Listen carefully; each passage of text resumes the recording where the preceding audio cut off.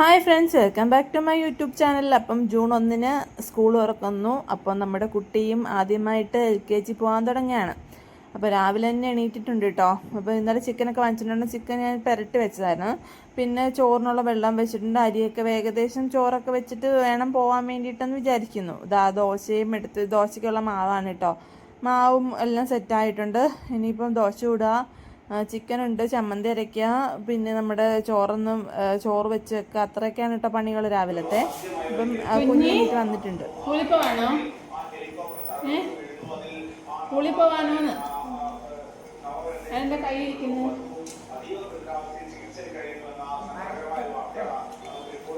തിറക്കറിയാ water bottle കാണിക്കും.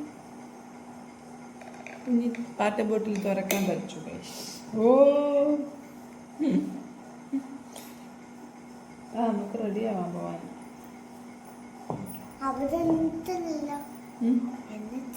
ആ വെള്ളം പോവും. നീ പോയി ഇടിക്കുക അച്ഛനെയാണ് കാശിനെ. ഇന്നവൾ നേരത്തെ എണീറ്റിട്ടുണ്ട് കേട്ടോ. ഇന്നലെ തന്നെ ഞങ്ങൾ ഒരു 9 മണിയായപ്പോഴേ പിടിച്ച് കിടത്തിയിട്ടുണ്ടായിരുന്നു. അതുകൊണ്ട് നേരം വെളുത്തപ്പോഴേ എണീറ്റുണ്ട്. ഒരു 7 മണി 7:15 എണീറ്റ് വന്നു ആശാട്ടി. അപ്പം ഞാൻ ദോശക്കുള്ള മാവൊക്കെ ഉപ്പിട്ട് കലക്കി വെച്ചു. ഇനി നമുക്ക് ദോശയും കൂടെ അങ്ങ് ചുട്ടെടുക്കാൻ കഴിയും. പിന്നെ അതിൻ്റെ കൂടത്തെ ഞാൻ ചമ്മന്തിയൊക്കെ നേരത്തെ റെഡിയാക്കി വെച്ചിട്ടുണ്ടായിരുന്നു കേട്ടോ. അപ്പം നമുക്ക് ദോശ കൂടെ ചുട്ടിട്ട് വേണം അവരെ വിളിക്കാൻ വേണ്ടി കഴിക്കാൻ.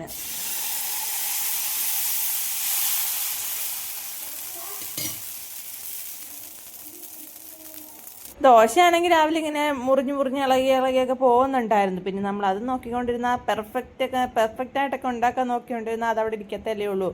അപ്പം ഞാനത് നോക്കിയില്ല കേട്ടോ. പെട്ടെന്ന് ചുട്ടെടുക്കുകയാണ്. അപ്പുറത്താണെങ്കിൽ പിള്ളേർ പല്ല് തേക്കാനൊക്കെ കയറിയിട്ടുണ്ട്. ഏട്ടനും പിള്ളേരോട് പല്ല് തേക്കാനൊക്കെ ഇറങ്ങിയിട്ടുണ്ട് കേട്ടോ.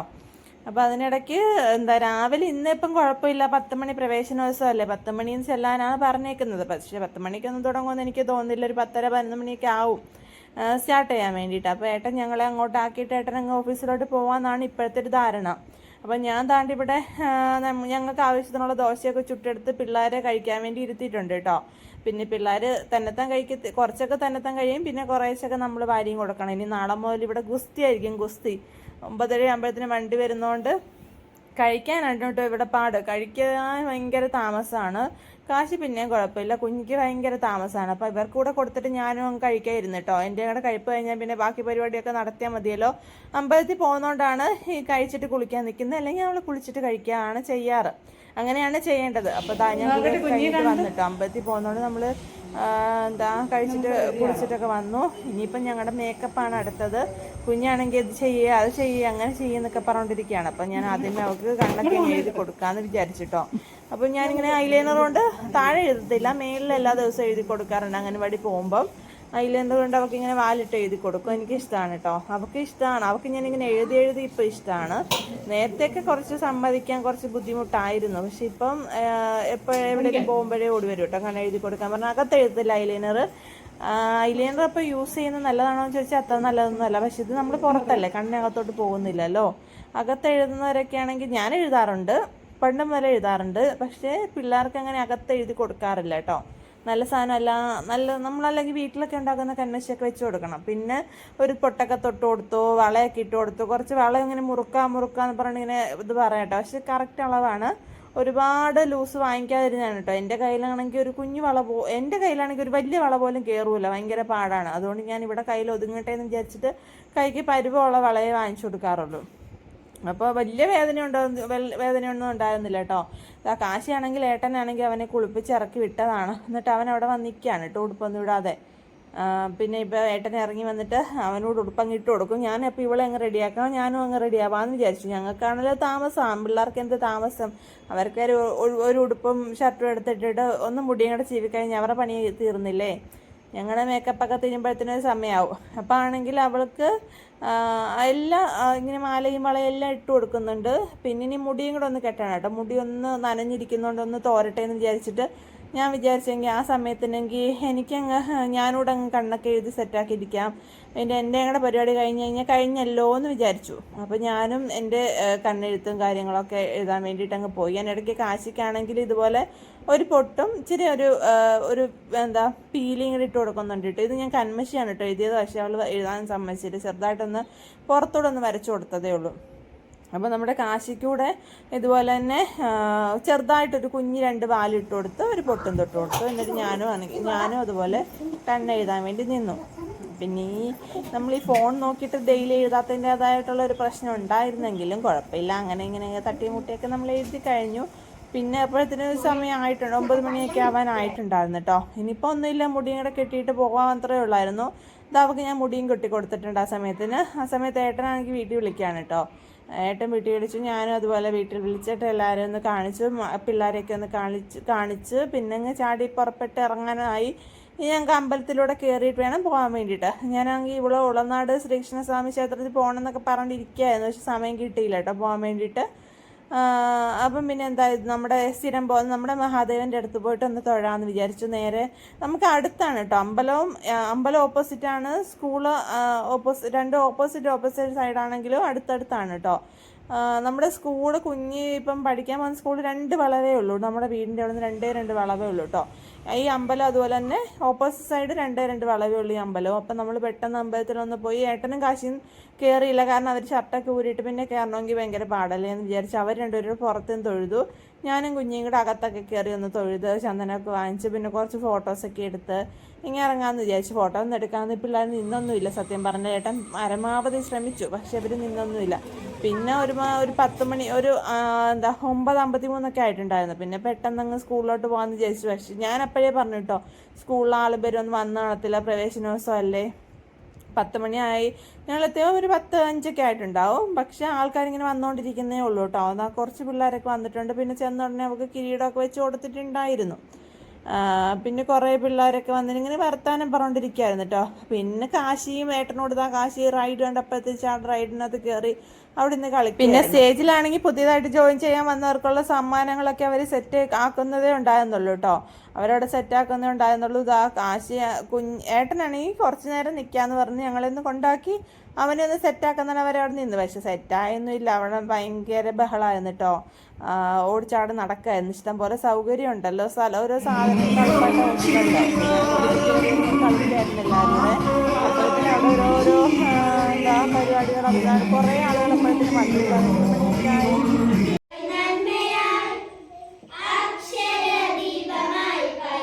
അങ്ങനെ ആരംഭിച്ചു കേട്ടോ, ഈശ്വര പ്രാർത്ഥനയൊക്കെ തുടങ്ങിയിട്ട് ആരംഭിച്ചു. അങ്ങനെ സാറുമാരൊക്കെ വന്ന് പ്രസംഗിക്കുന്നുണ്ടായിരുന്നു കേട്ടോ. അതിനിടയ്ക്ക് പിള്ളേരാണെങ്കിൽ നല്ല ബഹളമായിരുന്നു. ഉദ്ഘാടനമൊക്കെ നടക്കുന്നേ ഉണ്ടായിരുന്നുള്ളൂ.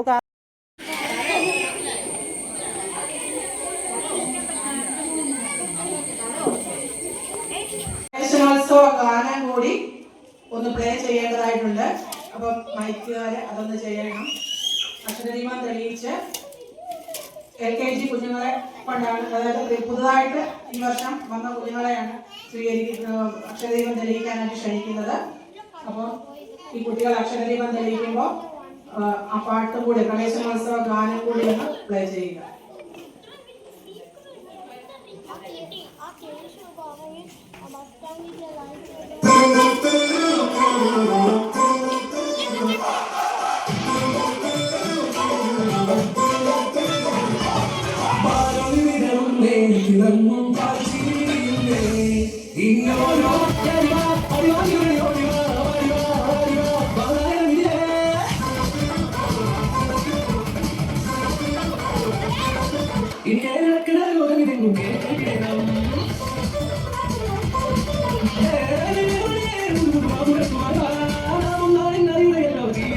നമുക്കങ്ങനെ പ്രവേശനോത്സവത്തിൻ്റെ സോങ്ങൊന്നും ഇടാൻ വേണ്ടിയിട്ട് കുറച്ച് ലിമിറ്റേഷൻസ് ഒക്കെ ഉണ്ടല്ലോ, കോപ്പിറൈറ്റ് കാര്യങ്ങളൊക്കെ ഉള്ളതുകൊണ്ടാണ് കേട്ടോ ഞാനങ്ങനെ ഇച്ചിരി ഫാസ്റ്റായിട്ട് വിട്ടത്.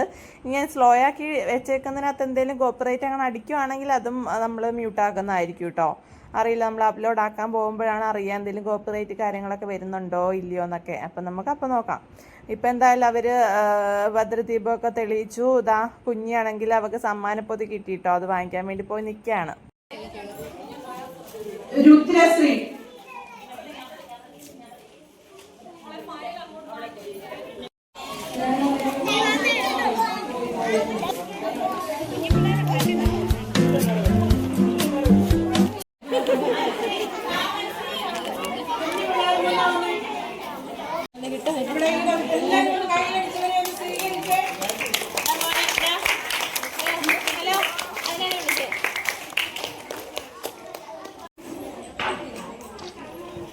അങ്ങനെ പുതിയതായിട്ട് LKG ജോയിൻ ചെയ്തവർക്കും UKG ജോയിൻ ചെയ്തവർക്കും അല്ലാതെ സ്കൂളിൽ ജോയിൻ ചെയ്തവർക്കും എല്ലാവർക്കും സമ്മാനമൊക്കെ കൊടുത്തിട്ടുണ്ടായിരുന്നു കേട്ടോ. സമ്മാനമൊക്കെ കൊടുത്തിട്ട് പതുക്കെ പിള്ളേരെയൊക്കെ താഴെ ഇറക്കിയിട്ടുണ്ട്, ഒരു ഫോട്ടോയൊക്കെ എടുത്തിട്ട്. പിന്നെ കുറേ നേരം അവിടെ നിന്നിട്ട് കുറച്ച് നേരം ഒരു പ്രസംഗിക്കുകയും പിന്നെ കലാപരിപാടികൾ എന്തെങ്കിലുമൊക്കെ ഉണ്ടോ എന്നൊക്കെ ചോദിച്ചിട്ട് പിന്നെ പിള്ളേർ പാട്ട് പാടുന്ന പിള്ളേരെ കൊണ്ട് പാട്ട് പഠിപ്പിക്കുക, അങ്ങനെയുള്ള കാര്യങ്ങളായിരുന്നു അടുത്തത് കേട്ടോ സ്റ്റെപ്പായിട്ട്.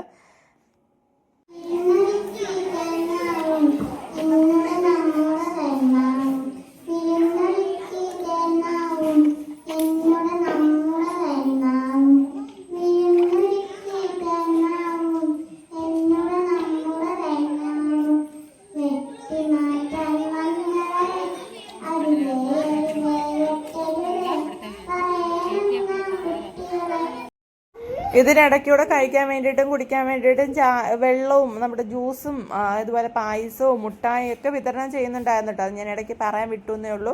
അതെല്ലാം കുട്ടികൾക്ക് ആവശ്യത്തിനനുസരിച്ച് കൊടുക്കുന്നുണ്ടായിരുന്നു. അപ്പോഴത്തേനും ഉദ്ഘാടനം ചെയ്യാൻ വേണ്ടി പ്രസിഡന്റ് എത്തിയിട്ടുണ്ടായിരുന്നു കേട്ടോ. അപ്പം അവിടുത്തെ ഉദ്ഘാടനമൊക്കെ കഴിഞ്ഞിട്ടുണ്ട്. പിന്നെ അതുപോലെ കളിത്തോണി, അവർക്ക് കളിപ്പാട്ടമൊക്കെ ഉണ്ടല്ലോ, എന്താ വർണ്ണക്കൂടാരം, അതെ വർണ്ണക്കൂടാരം എന്നുള്ളൊരു പദ്ധതിയുടെ പ്രകാരമാണ് ഇവർക്ക് ഈ കളിപ്പാട്ടങ്ങളും കാര്യങ്ങളൊക്കെ കിട്ടിയേക്കുന്നത്. അപ്പം വർണ്ണക്കൂടാരത്തിൻ്റെ ഉദ്ഘാടനം ഈ സമയത്ത് തന്നെ ചെയ്തിട്ടുണ്ടായിരുന്നു പ്രസിഡന്റ്, കുട്ടികളെല്ലാം കൂട്ടിയിട്ട്. അപ്പം പിന്നെ ഒന്നും പറയണ്ട, അതിനു മുമ്പേ കളിക്കുകയാണ്. അപ്പം ഉദ്ഘാടനം കഴിഞ്ഞിട്ട് അതിനകത്ത് കയറി പിള്ളേർ കളിക്കട്ടെ എന്ന് പറഞ്ഞപ്പോഴത്തേനും എല്ലാം കൂടെ കയറി ചാടി മറിഞ്ഞ് കളിയായിരുന്നു കേട്ടോ. അങ്ങനെ പിന്നെ ഭയങ്കര ചൂടായിരുന്നു എന്ന് പറഞ്ഞാൽ അവിടെ ഫാനും കാര്യങ്ങളൊന്നും ഇല്ലാത്തതിന് ഭയങ്കര ചൂടും പിള്ളേർക്ക് അതിനനുസരിച്ചുള്ള അസ്വസ്ഥതകളും കാര്യങ്ങളൊക്കെ ആയിരുന്നു. പിന്നെ കണ്ടില്ലേ ഈ സ്ലൈഡിലൊക്കെ കയറി ഇറങ്ങി കളിക്കുന്നുണ്ട് കുഞ്ഞി. കാശിനെ ഒരു തരത്തിൽ പിടിച്ചിരുത്തേക്കാണ് കേട്ടോ. അവന് ഓട്ടത്തോടെ ഓട്ടമായിരുന്നു. ഞാനിങ്ങനെ രണ്ടുപേരോടെ മാനേജ് ചെയ്യുന്ന പറഞ്ഞാൽ കുറച്ചധികം പാടുള്ള കാര്യമാണല്ലോ. അപ്പോൾ ഇതിൻ്റെ ഇടയ്ക്ക് പിന്നെ ഫുഡൊക്കെ കഴിക്കാൻ വേണ്ടിയിട്ട് ചോറൊക്കെ അവിടെ ഉണ്ടായിരുന്നു. അപ്പം ചോറൊക്കെ കഴിച്ചിട്ടേ പോകാവുള്ളൂ എന്ന് പറഞ്ഞിട്ടുണ്ടായിരുന്നു കേട്ടോ. അപ്പം നമ്മൾ ഫുഡൊക്കെ വാങ്ങിച്ച് ഞാൻ കഴിച്ചിട്ട് അങ്ങ് ഇറങ്ങാമെന്ന് വിചാരിച്ചിട്ടോ. പിന്നെ പിള്ളേരൊക്കെ കഴിപ്പൊക്കെ കണക്കായിരുന്നു, കുറച്ച് ശരിയൊക്കെ വീതം രണ്ടുപേരും കഴിച്ചിട്ടുണ്ട് കേട്ടോ. അതൊക്കെ കഴിഞ്ഞിട്ട് നമ്മൾ അതൊക്കെ കഴിഞ്ഞിട്ട് പെട്ടെന്ന് വീട്ടിലോട്ട് ഇറങ്ങാമെന്ന് വിചാരിച്ചു. പിന്നെ ഞാൻ ആ താഴെ അവിടെ കൂട്ടുകാർ രണ്ടുപേരും കൂടെ ഉണ്ടായിരുന്നു. അവർ നമ്മളിങ്ങോട്ടുള്ളതല്ല കേട്ടോ. പിന്നെ ഞാൻ താഴെ നിന്ന് ഒരു കാലിയോട്ട വന്നപ്പം അവിടെ കൈ കാണിച്ച് നിർത്തി. പിന്നെ കാലിയോട്ടൊക്കെയാണ് കേട്ടോ ഞങ്ങൾ തിരിച്ച് വീട്ടിലോട്ട് പോകുന്നത്. നമ്മൾ അടുത്ത് തന്നെ, ഞാൻ പറഞ്ഞില്ല 2 വളവേ ഉള്ളൂ. പക്ഷെ ഇവരെയും കൊണ്ട് വെച്ച് നടക്കാന്ന് പറഞ്ഞാൽ കുറച്ച് ടാസ്ക്. ഞങ്ങൾ സ്കൂളിൽ നിന്ന് വീട്ടിൽ വന്നിട്ടോ. അപ്പം നമ്മൾ വിചാരിച്ചു കുഞ്ഞിക്കാണെങ്കിൽ സ്കൂളിൽ നിന്ന് ഗിഫ്റ്റ് കൊടുത്തിട്ടുണ്ടായിരുന്നു. എന്ത് ഒരു സാധനം ഇതാ വീഡിയോക്കകത്ത് കണ്ടാണല്ലോ, കണ്ടോ, സ്വാത്തിക്ക് ലക്ഷ്മി എന്ന് പറഞ്ഞിട്ട് ഗിഫ്റ്റ് കൊടുത്തിട്ടുണ്ട്. അതപ്പോൾ ഞങ്ങൾ തുറന്ന് നോക്കാൻ പോവുകയാണ് എന്തൊക്കെയാണ് ഉള്ളതെന്ന്. അപ്പോൾ ഞാൻ വിചാരിച്ചത് നിങ്ങളെങ്ങനെ കാണിച്ചു തരാം. ഓക്കെ, അപ്പോൾ നമുക്ക് നോക്കാം. നമ്മൾ നോക്കട്ടെ, നമ്മൾ ഓരോന്നെടുത്ത് കാണിക്കാം. ആദ്യമേ എന്താ, ഇത് ബലൂണിനകത്തുണ്ടായിരുന്നൊരു ആണ് കേട്ടോ. അത് ഇളകിപ്പോയതിനകത്തോട്ട് ഞാൻ എടുത്തിട്ടതാണ്. അവിടെ ക്രൗൺ ഇവിടെ ഉണ്ട്. ഞാൻ ഓരോന്നെടുത്ത് തരാം. ഇതാ നോക്കട്ടെ, വലിച്ചെടുക്കാതെ. ഇതെന്താ നോക്കട്ടെ. ആദ്യമേ നെയിം സ്ലിപ്പാണ് കേട്ടോ. നെയിം സ്ലിപ്പാണ് കേട്ടോ. നെയിം സ്ലിപ്പ് ഓരോന്നെടുക്കാം. ഇതാ കുഞ്ഞിക്ക് പിങ്ക് ബോക്സ് ആണ് കേട്ടോ കൊടുത്തേക്കുന്നത്. കുഞ്ഞിക്ക് ഇഷ്ടമുള്ള കളറിലെ ബോക്സ് തന്നെ കുഞ്ഞിക്ക് കിട്ടി. ഇതൊക്കെ കിട്ടുമെന്ന് പറഞ്ഞാൽ നമുക്ക് ബോക്സ് ഒന്നും വാങ്ങിക്കണ്ടായിരുന്നല്ലോ. എനിക്ക് ഓരോന്ന് പറഞ്ഞാൽ നോക്കാം, നമുക്ക് ഓരോന്ന് കാണിച്ചു കൊടുക്കണ്ടേ. ഇതൊക്കെ കിട്ടിയ ബോക്സിനകത്ത് എന്തൊക്കെയുള്ളതെന്നൊക്കെ കത്തർ, പിങ്ക് കട്ടർ, ഒരു സ്കെയിലാണ് കേട്ടോ. സ്കെയിൽ മാത്രമല്ല, ഒരു പെൻസിലും റബ്ബറും ഉണ്ട്. റബ്ബർ, അത് പെൻസിൽ കട്ട് ചെയ്യുന്ന റബ്ബർ. അത് ഇളക്കാൻ പറ്റത്തില്ല, അത് അങ്ങനെ ഉള്ളതാ. അത് അടക്കി. അപ്പം ഇത്രയും സാധനങ്ങൾ കൊടുത്തു. എന്തൊക്കെയാ? കട്ടറും പെൻസിലും സ്കെയിലും റബ്ബറും. അതൊക്കെ ഓരോന്നൊക്കെ എടുത്ത് എനിക്ക് ഓരോന്ന് കാണിക്കണ്ടേ. കളറിംഗ് ബുക്കാണ് കേട്ടോ. കളറിംഗ് ബുക്ക്, ഫ്രൂട്ട്സിന്റെ അങ്ങനെ കളറിംഗ് ബുക്ക്. പിടിച്ച് 4 ബുക്കുകൾ കൊടുത്തിട്ടുണ്ട്. ആ ബുക്കുകളെല്ലാം തന്നല്ലോ. നമ്മൾ എന്തിനാ ബുക്കൊക്കെ വാങ്ങിച്ചേ? നോക്കട്ടെ. 2 line book, 4 line book, 1 line book, column book, എല്ലാ ബുക്കുകളും തന്നിട്ടുണ്ട്. ബുക്കുകളും തന്നു കേട്ടോ. പിന്നെ ഒരു ക്രയോൺ ക്രയോൺ, ഇത്രയും സാധനങ്ങൾ ഗിഫ്റ്റ് കിട്ടിയതാണ് കേട്ടോ കുഞ്ഞിക്ക്. ഇത്രയും സാധനങ്ങളാണ് കിട്ടിയത്.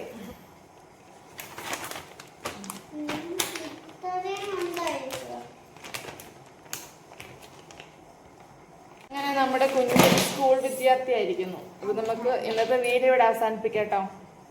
അപ്പൊ എല്ലാവരും പ്രാർത്ഥിക്കുക, കുഞ്ഞിയുടെ സ്കൂളിലെ പുസ്തകത്തെ പഠിക്കുന്നതല്ലാതെ ജീവിതത്തിൽ നല്ല നല്ല പാഠങ്ങളൊക്കെ വരാൻ വേണ്ടിയിട്ടും എല്ലാം പ്രാർത്ഥിക്കുക. അപ്പൊ നമ്മുടെ ഇന്നത്തെ വീഡിയോ നമുക്കിവിടെ വൈൻഡപ്പ് ചെയ്യാം. അപ്പൊ അടുത്ത വീഡിയോ കാണുന്നവരെല്ലാവർക്കും ടാറ്റാ ബൈ ബൈ. ടാറ്റാ.